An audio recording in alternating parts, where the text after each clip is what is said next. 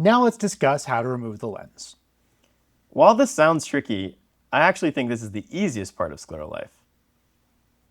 To remove the lens, get your removal tool, aka the small plunger, and look straight ahead. Place the tool slightly off-center on the lens, toward the lower portion, and apply a gentle amount of pressure so the tool sticks to the lens with a little bit of suction.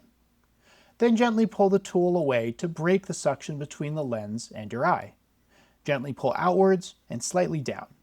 The lens should release easily. Make sure to not put the plunger directly on the center of the lens.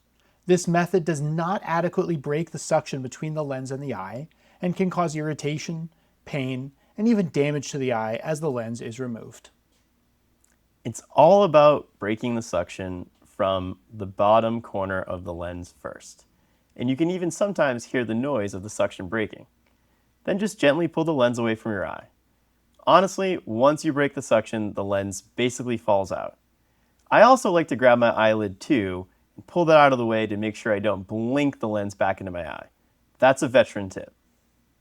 If the lens doesn't come off right away, stop, take a moment, breathe, and then try again. There's also another way to remove lenses without the removal tool, although I highly recommend keeping a plunger with you wherever you go in case of emergencies.